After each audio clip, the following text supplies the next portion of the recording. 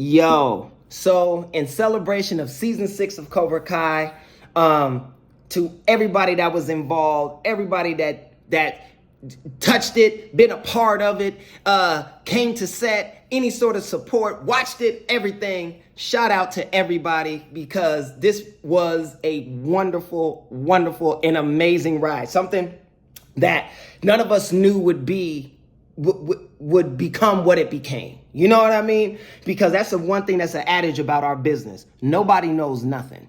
Nobody. Not the biggest studio head to the biggest writer, biggest actor, director, nobody knows nothing. What that means is, I'm not talking about their skill set or know their job. No.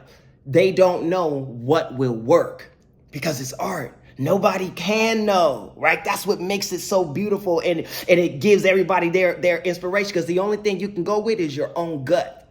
Is your own gut. That is it. Nobody knows what will work, right? So this story is an example of that. So I'm in the office, right? And I get a call from my agent, and they're like, "Hey, Caleb, we got this pitch for you. There's these. Have you ever seen Harold and Kumar and Hot Tub Time Machine?" I was like, "Of course." You know what I mean? I love broad comedy, so I'm like, "Yeah, absolutely." They're like, "Okay, well, the guys that wrote them, they got together. They're a team now, and they wrote this television show, and it's called Cobra Kai. And they basically follow like the bully from the original. And it's like 30 years later, his life is trash because he believes Daniel LaRusso cheated him." I was like, that sounds dope, right? Because it's got the elements of what makes a story work. First thing, emotional engagement. I'm not going to get into all that because this is a story about Cobra Kai. It's not a story about storytelling, or how, right? So anyway, so I'm like, great. So the guys come in, right? John, Josh, and Hayden, I meet them. And here's the deal.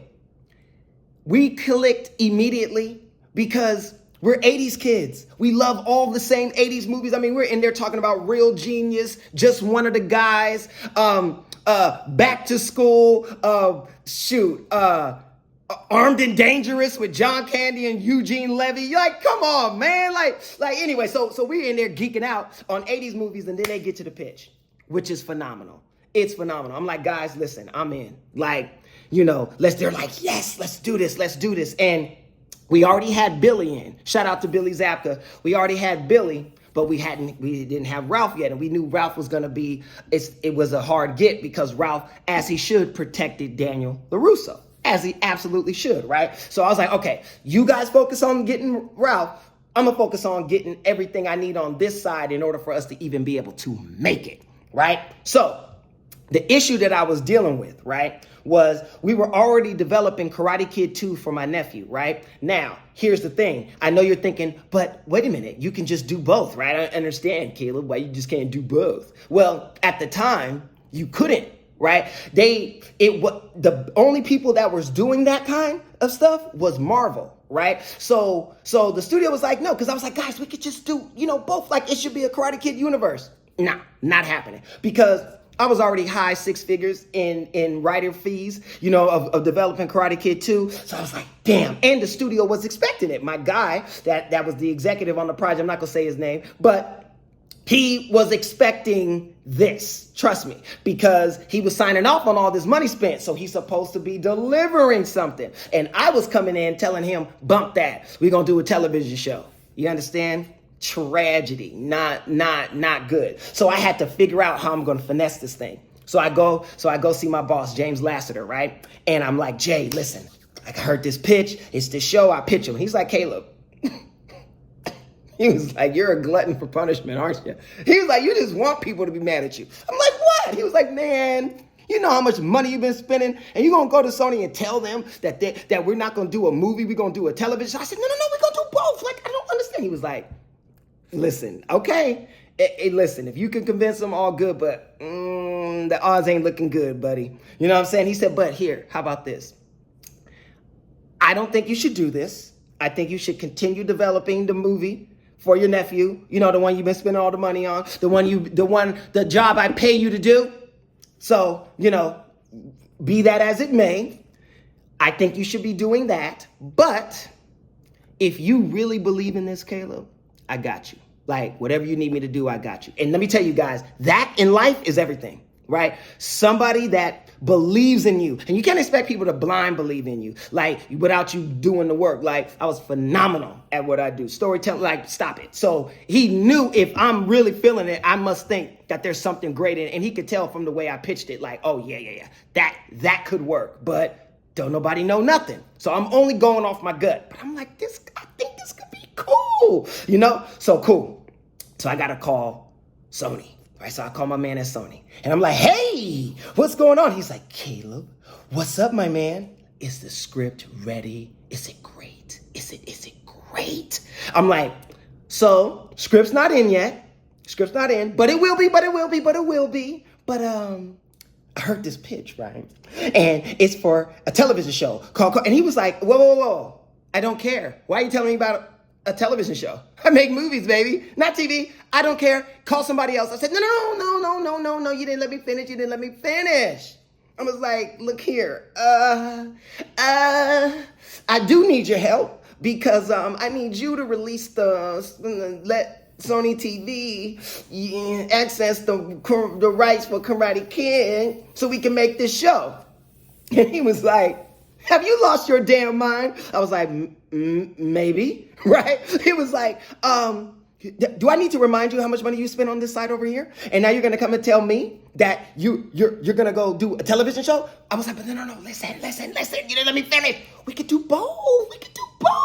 Let the show in the movie, let the characters in the movie be in the show, and the show in the movie. I mean, come on. Marvel does it. He was like, absolutely not. It's ridiculous. And let me just tell you something. You're supposed to be my friend, damn it. I done put my name on all these deals off of your word, and now you got me looking crazy. Talk about you making a TV show. Hell no. Get me a script. But and there's a great new restaurant down the street. We should meet there for lunch. Maybe next week. I'll call your office. We'll figure it out. Bye. Hangs up, right? Now that's industry mad, because you mad, but not really mad. Of course we're gonna do lunch, right? All good. So, but his answer is no. And I'm like, damn, I gotta get him to say yes, or I'm gonna look stupid. I told the guys we were doing this, right? Plus I think it's great. So I call CAA, and I call the big agent, right? It's my man. Shout out to Richard Lovett. You don't know who Richard Lovett is? Don't worry about it. You're not part of this business. But anyway, I call Richard, and I'm like, Richard, I need you. I said, my strong brother. I need you. I need your strength. He said, what's up? I told him what was going on. He's like, ooh, tragedy. He was like, that one is, I don't know. He's like, I don't know, but I'm going to see what I can do for you. But I ain't making no promises, right? So he's like, I'll call you tomorrow. I'm like, cool. So I leave. Then we had a little event, and my nephew was there. And I was like, Diggy, what's up? And he was like, Uncle Caleb, what's going on with the script, right? And I'm like, damn it, right? But I'm like, hey, it's coming along. It's going to be good. He said, look here, Uncle Caleb, I'm just letting you know, between you and me, if it ain't ready, I ain't even going to trip, right? And I was like, why? He said, no, I want to do the movie. I'm cool. He said, but Uncle Caleb, you know I love acting. I said, of course. He said, but you know what I love more than acting? I said, what? He said, my music. Right? So I was like, all right, cool. He's like, I got a new album I'm working on, Uncle Caleb. I just need some time. You know what I'm saying? So if the script ain't ready, I'm not going to be mad at you. Right? He said, I'm just throwing it out there, Uncle Caleb. You ain't got to pick it up. He went on about his business. I was like, cool. Right? So now I know. I'm like, all right. Right? So I'm on my way to work. Richard Lovett calls me. I'm like, Richard, what's up? He says, okay, look here, Caleb. I talked to Sony. Yeah. I said, is it all good? He says, of course, for me. Not for you, though. He's very upset. He was like, he told me he's going to call you. So I'm sure he'll call you any minute now to let you know. But hey, if you need any other help, let me know. But you two are going to have to figure this out, right? And I'm like, damn it. Hang up. Phone rings immediately, right? My office. And I'm like, I pick it up, and they're like, we got Sony on line one. I said, tragedy. I was like, tell him I'll be there in 10. Okay? Tell him I'll be there in 10 minutes. I'm going to call him back, right? Hang up the phone. I'm like, damn it. All right, I got to fix it. And, you go through your head when you got to talk to somebody who's mad at you. You're like, okay, so I say this, and if I say this, then they'll say, right? I'm going through all that. Get in there, call the phone. I'm like, yo, what's up? Trying to be cool, you know what I mean? Because I know he's mad. He was like, stop it. Stop it. I don't even want to hear all that. He gave me the Joe Pesci. You ever see Casino when Joe Pesci took De Niro out to the desert? That's how he did me. He said, you motherfucker, you went over my head. You went over my head, right? And I'm like, De Niro, I'm like, Tommy, I told you. You said if you come out here, I just told you what I thought. You asked me what I thought, I told you, right? That's what I felt like. He was pissed. He said, you know what? He was like, I told you. You had me spin. You had my signature is on all them papers. And now you telling me you want to go make a TV show instead of my movie? Fine. Have at it.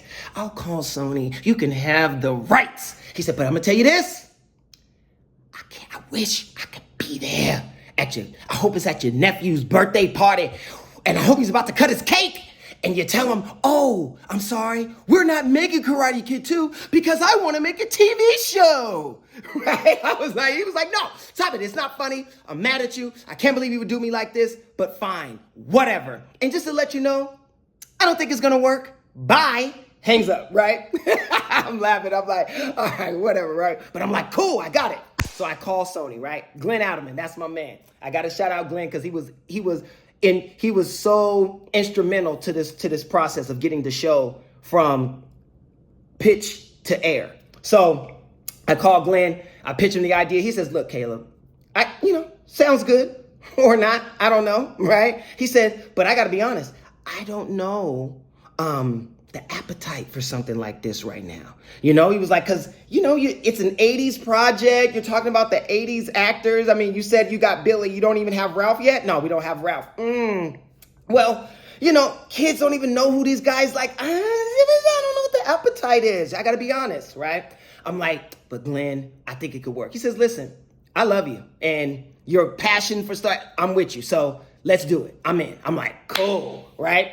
So we sets up two pitches, YouTube Red and Netflix, right? So he says, look, YouTube Red is they're a new buyer, but they're buying. They're new though. We don't know how long this will last or anything, but they want to hear the pitch first. So we'll go to them. We'll use it as a warm up. You guys just work out the kinks, get together, all of that, do that, and then be ready for Netflix. That's where we want to be, guys. We want to be on Netflix, right?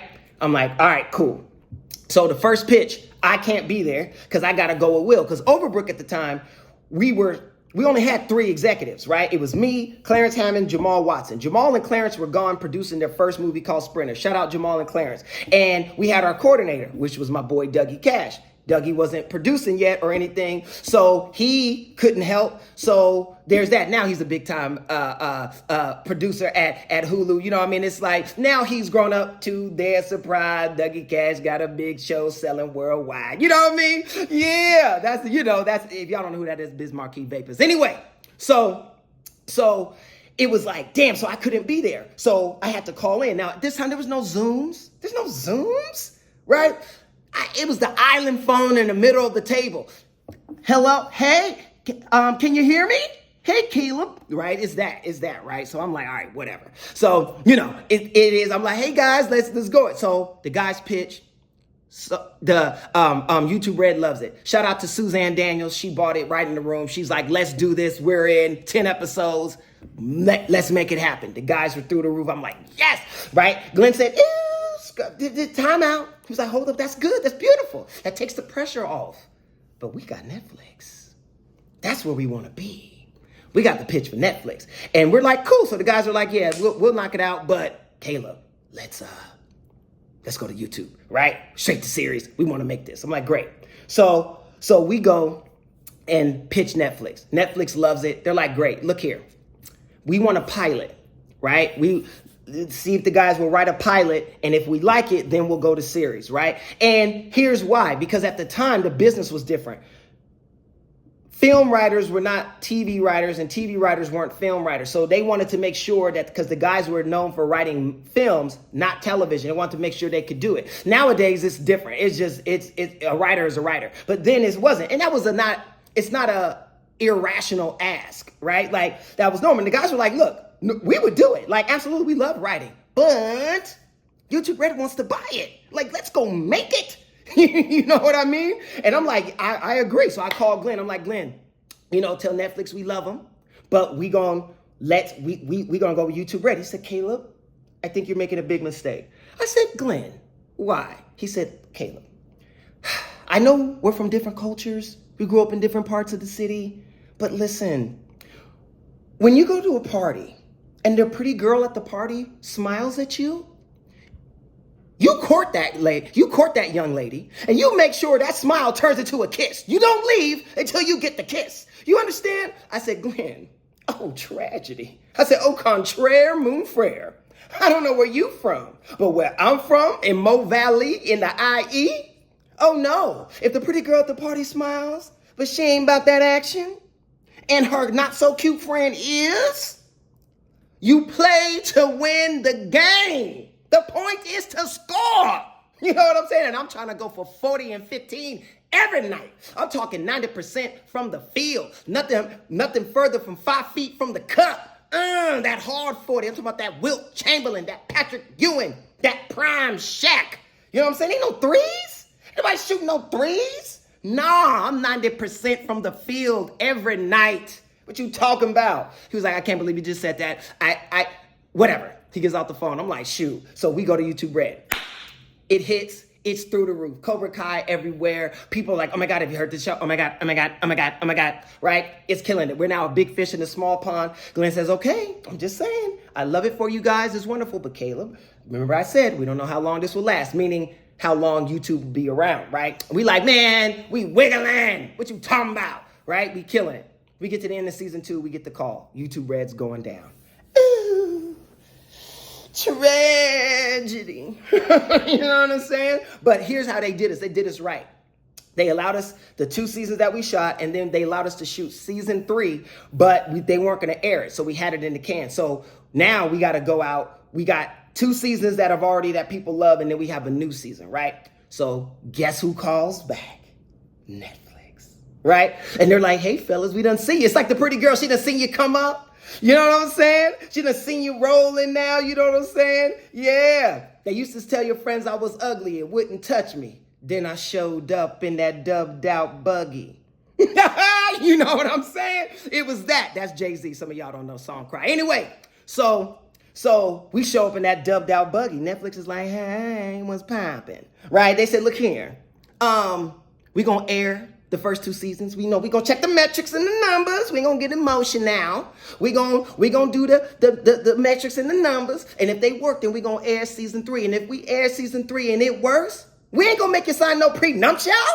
We in. Right? I'm like, yeah, let's go. It's wonderful. Everybody's happy. And of course, you know what happens.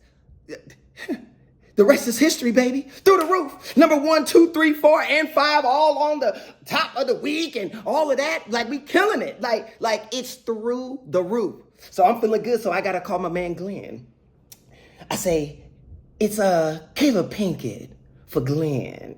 Tell him I'll call him back if he ain't ready. I say, Glenn. He said, how you doing, Cal? I said, man, you know what it is. He said, Caleb Pinkett, is that you? I said, who you think it is? I said, Glenn, remember that conversation we had about the girl at the party? He said, yeah. I said, remember how you said the pretty girl, and if you don't wait and you don't take her not so cute friend? Yeah. I said, well, guess what? He said, what? I said, I smashed them both. Bang, bang. He was like, you stupid. I was like, we went it, Glenn. I said, we went there and we went there. We got them both, baby. You know what I'm saying? He thought that was hilarious. And let me tell you real quick about Ralph Macchio, because the guys had to get Ralph. So Ralph was he wanted to make sure. And he was like, the guys blew him away. Like their love for the character, their respect for what he's done and the character itself and everything. So he was like, I'm in. And let me tell you, I love Ralph because, and I had to tell him. So I met Ralph a couple times because of the Karate Kid, with my nephew, but this was different. Now he and I were working together. And I was like, Ralph, I love Daniel LaRusso, but he ain't got nothing on Johnny Cade. And he started busting up. Now, if you don't know what this is, Johnny Cade is from The Outsiders. 1983. I'm talking all the best actors, all the youth, the best young actors in the game, all was in the same movie. Patrick Swayze, Rob Lowe, Emilio Estevez, C. Thomas Howell, Ralph Macchio, Leif Garrett, Tom Cruise. You know what I'm saying? Like crazy. And my boy, my favorite character of the movie, Dally, Matt Dillon played him, right? And he was like, see, the socials, we got to get him. And we do it for Johnny. We do it for Johnny. You know what I'm saying? That's where this comes from. And let me just shout out to everybody down in Cobra Kai. And like I said, when I started this whole spiel, nobody knows nothing. As long as you believe in what you believe, and the only thing you got is your gut, your heart. That's your only guide. Nothing else will work.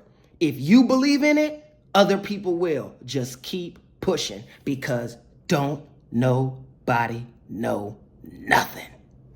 Who you with?